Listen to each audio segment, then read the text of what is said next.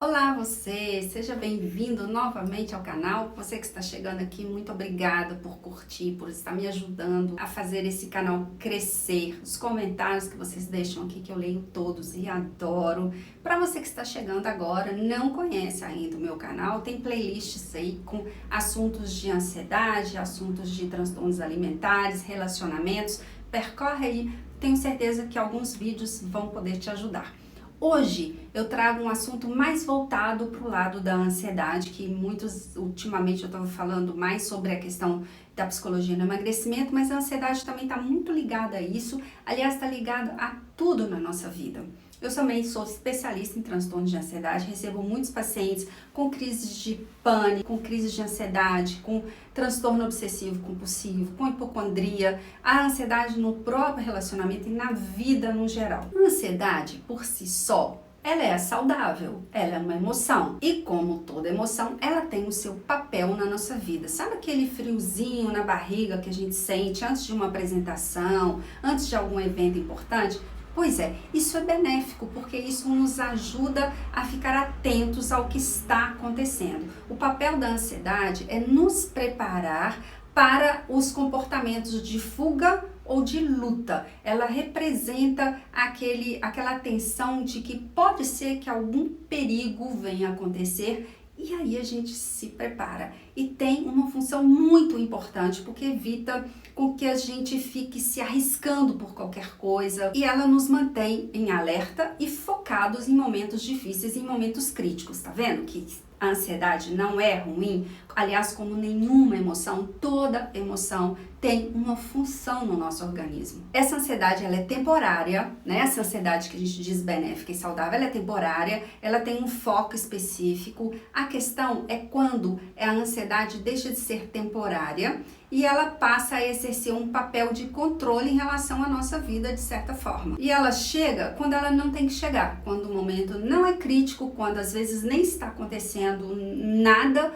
para que ela chegue, e ela chega e acaba trazendo transtornos para a nossa vida, como se ela fosse desproporcional à realidade, sabe? Quando não justifica tanto estresse. E o que é pior, mesmo com a situação resolvida, a ansiedade não vai embora, ela está sempre ali à nossa espreita, como eu já falei em algum vídeo aqui, como um alarme de carro que dispara sem ter nenhum perigo por perto, tá ali desregulado. Essa é a ansiedade que não faz bem, é a ansiedade que causa transtornos na nossa vida. E para além da preocupação, a ansiedade também ela é desencadeada por outras emoções, por outros sentimentos. A gente pode ficar ansiosa porque está frustrada, a gente pode ficar ansiosa porque está com raiva. Isso que você já deve ter lido, que a ansiedade é excesso de futuro, esquece, porque não é bem por aí. A ansiedade não está relacionada somente a futuro. A gente pode estar ansiosa hoje por alguma coisa que aconteceu ontem, por exemplo.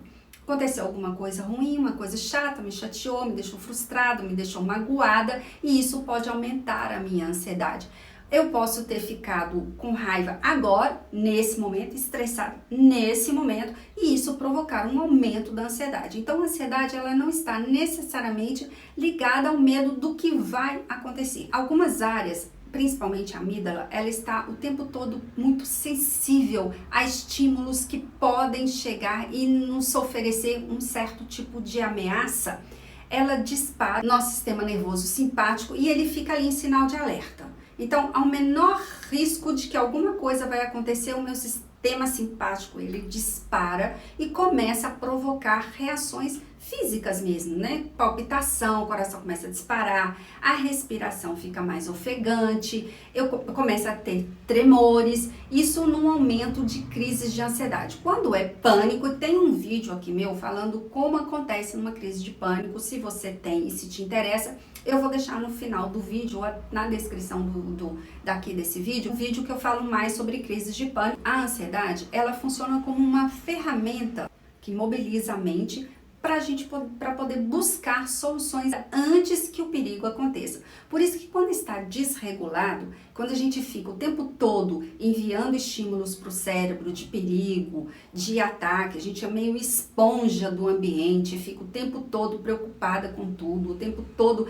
antevendo alguma coisa que possa acontecer, esse sistema simpático, ele fica desregulado e ao menor sinal ele já começa a disparar as sensações corporais e às vezes nem é perigo, às vezes nem é uma situação ameaçadora. Eu já falei aqui alguns vídeos para vocês que nem necessariamente precisa estar acontecendo alguma coisa. O nosso pensamento, o nosso cérebro já produz essas sensações corporais só de imaginar.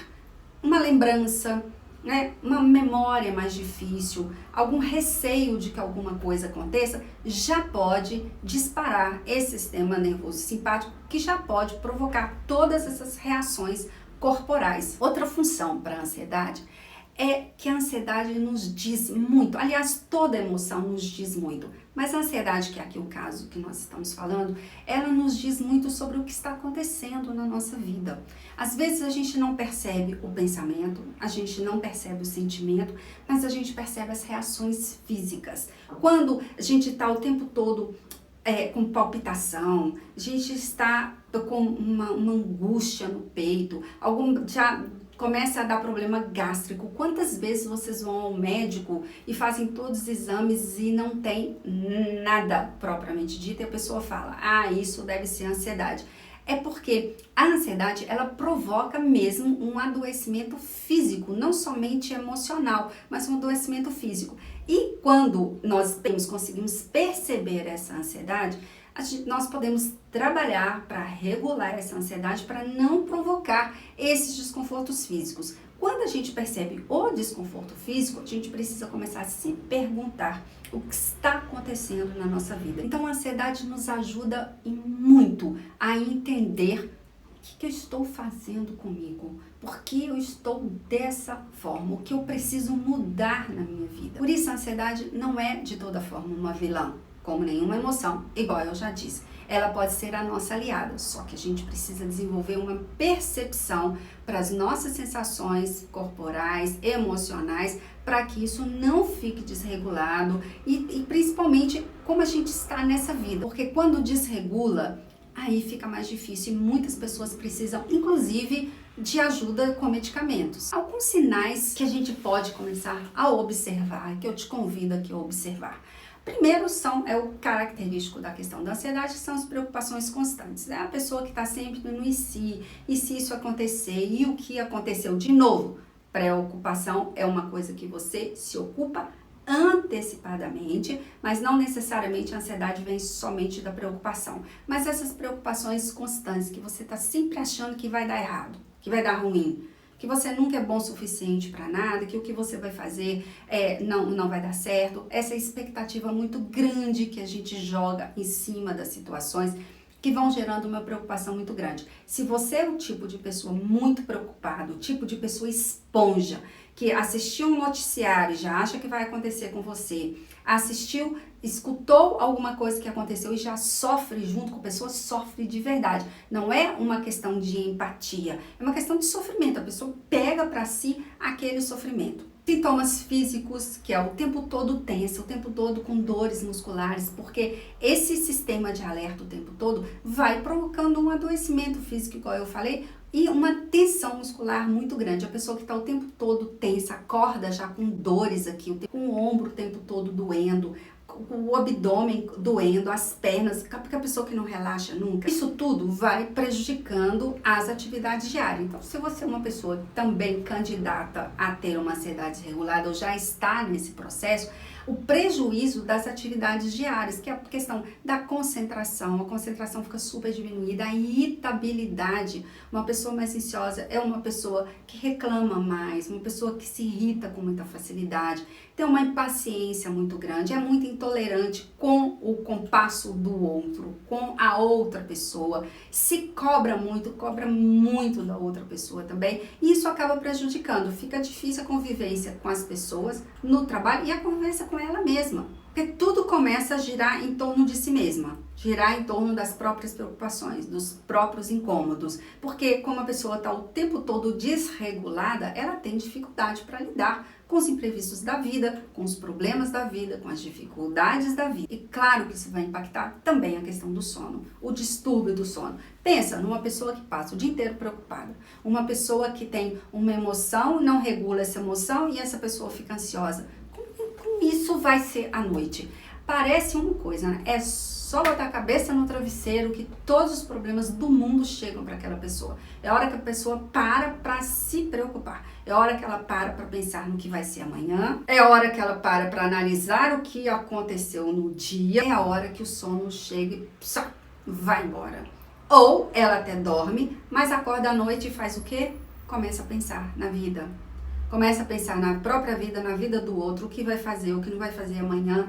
Isso vai fazendo o que, gente? Disparando o nosso sistema de alerta. É claro, você fica o tempo todo alimentando um possível problema, você dispara no seu corpo como defesa um sistema de alerta. E isso prejudica você de ter um sono de qualidade. Você acorda várias vezes à noite, tem dificuldade para dormir, e o que é que acontece no outro dia? Você está exausta, sem condições de concentração, e aí vem tudo isso que eu falei, a irritabilidade, a questão da memória, o cansaço físico e mental. Agora imagine isso dia a dia, imagine isso durante semanas, durante meses. Que organismo aguenta isso? Nenhum, né? Uma hora ele colapsa mesmo, não tem como. Igual eu falo, despluga, ele tira ali da tomada, que é quando começam as crises maiores de ansiedade e o transtorno do pânico, que é o auge de um transtorno de ansiedade. Quando eu recebo um paciente em terapia, na minha abordagem, pelo menos, que é a terapia cognitivo-comportamental, a primeira coisa que nós vamos fazer é mapear o comportamento, a vida da pessoa e mapear a mente. Alargar o tempo de pensamento para que essa pessoa comece a se perceber, a perceber o que ela pensa, o que ela está sentindo, porque, gente, a maioria das pessoas tem muita dificuldade para nomear o que está sentindo, saber o que está sentindo, dar nome para os sentimentos, saber a diferença entre o que pensa e o que sente. E esse é um trabalho que a gente faz em terapia, é botar a pessoa para pensar, colocar a pessoa para sentir, não ter medo de sentir, porque uma das causas da ansiedade, de emoções desreguladas, é quando a pessoa tem medo de sentir. Eu não posso ter raiva, né? Perigoso? Eu não posso sentir medo, eu não posso ficar triste. E aí você vai jogando tudo isso para debaixo do tapete e quando isso vem, imagina você levantando um tapete, o que vai sair dali? É isso. Na terapia a gente levanta esse tapete, mesmo que aos poucos. No dia a dia, você pode ir evitando jogar isso para debaixo do tapete. Sinta raiva, regula a raiva, vida que segue, sem brigar com as emoções, sem achar que tem emoção melhor, emoção pior, emoção mais difícil, emoção mais fácil.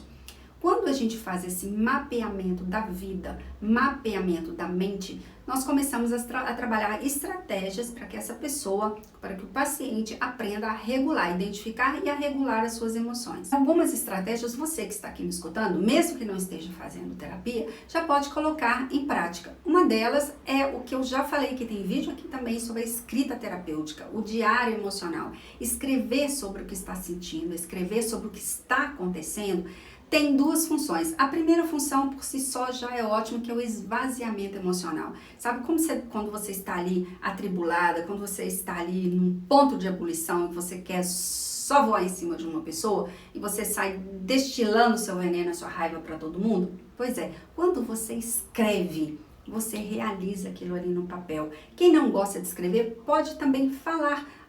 Liga o gravador do seu celular e xinga todo mundo, fala, reclama, mas ali você com você mesma, ali você está esvaziando as suas emoções. É como se você fizesse assim, ufa, já falei tudo que eu tinha para falar, só que com você mesmo, ou na escrita ou na fala. A outra parte dessa escrita, além do esvaziamento emocional, é você aprender a avaliar a frequência com que essas situações acontecem, a frequência com que você sente o que você está sentindo, para você saber o que você pode mudar. Porque às vezes você não pode mudar a situação, às vezes você tem que mudar a forma como você percebe e lida com a situação. Outras vezes você pode mudar a situação, ficar insistindo em relacionamentos que não são bons, ficar insistindo em trabalhos que não são bons, em funções que não te agradam, que estão só aumentando os seus estímulos de alerta, de perigo, isso também não é inteligente. Então, quando você começa a mapear como é a sua vida e o que você sente,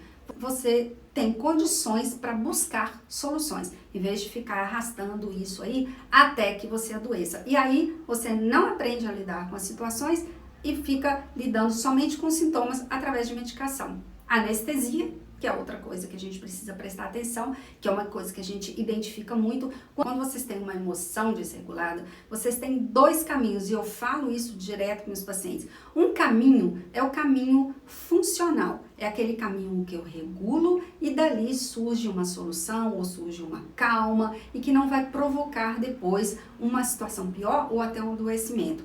A outra, que é a opção do disfuncional, do desadaptativo, que seriam as fugas emocionais, as anestesias emocionais, que é muito comum e a maioria, infelizmente, vai para esse lado. Ou seja, eu tenho uma situação que provocou um desconforto muito grande, mesmo que eu não identifique que emoção é essa, que pensamento é esse, eu sinto que está desconfortável e aí eu quero anestesiar, porque eu não quero lidar com isso, eu não sei lidar com isso, eu não quero lidar com isso. Aí eu vou para comida, eu vou para drogas, para os jogos, para o álcool, para as compras, brigo, tudo que é disfuncional e desadaptativo. Por quê? Porque depois daí surgem situações muito piores. Eu vou ganhar peso, eu vou ficar dependente de várias situações, eu vou entrar em dívidas, ou seja, tudo que é disfuncional, em vez de eu buscar estratégias para ir para esse lado, para eu regular, para eu me acalmar, eu vou para o outro lado e isso também vai provocando um adoecimento muito maior. Por isso, técnicas também de relaxamento, de você fazer uma meditação, e meditação de novo, gente, não quer dizer que você tem que ficar meia hora, uma hora lá naquela posição, assim, ó,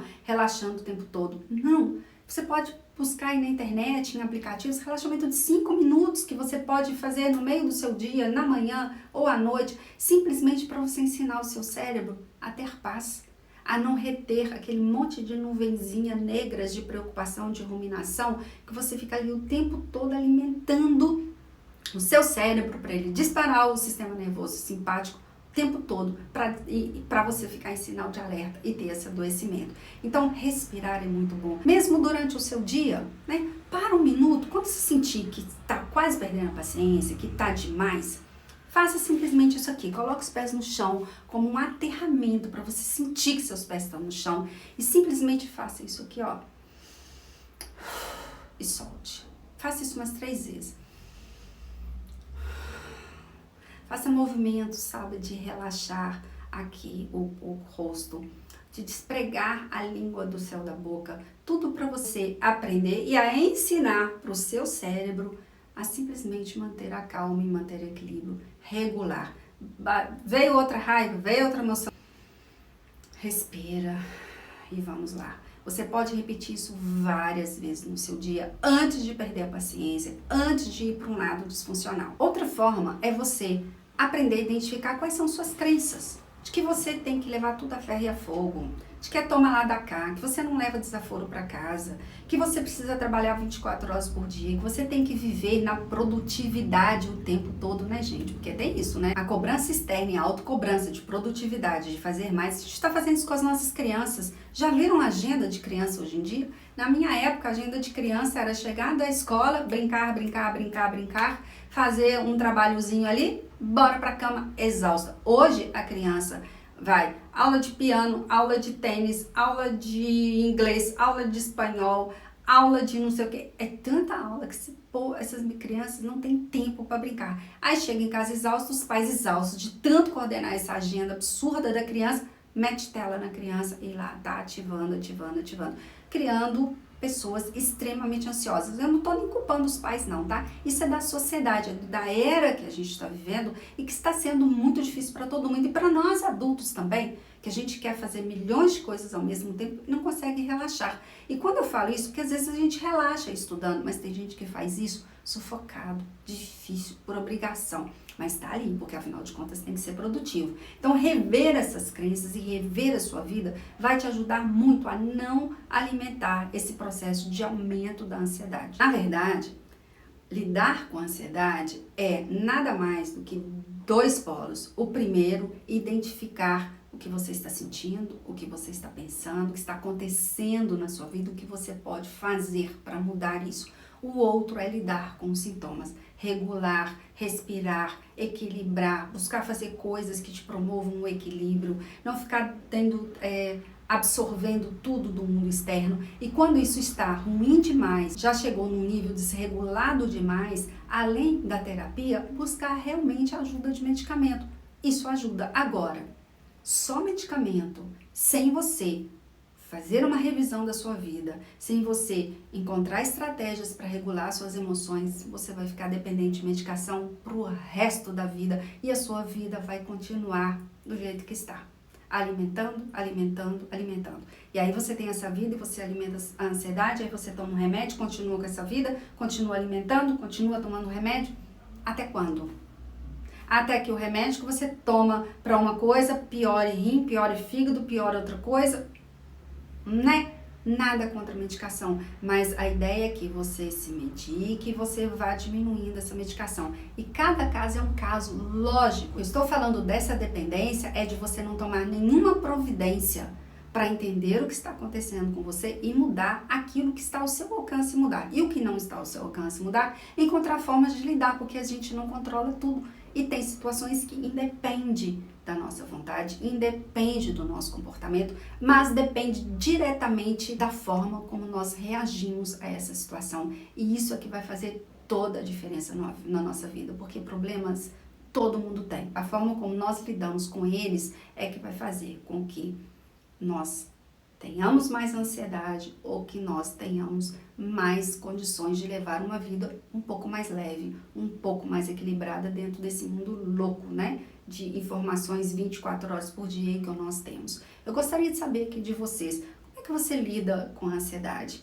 Você já aprendeu a regular a emoção? Já assistiu meus vídeos? Eu falo muito sobre isso, inclusive lá no Instagram também. Como é que tá a sua vida? O que na sua vida você pode mudar? Você toma um medicamento? Você consegue equilibrar um pouco esses extremos da vida? Deixa eu saber aqui um pouquinho. Espero que esse vídeo tenha ajudado vocês de alguma forma. Se quiserem vídeos de outros assuntos, deixa aqui para mim nos comentários que eu vou trazendo mais informações e mais conteúdos aqui para vocês. Por hoje ficamos por aqui. Um abraço e muito obrigada pela presença de vocês. Tchau, tchau. Até o próximo.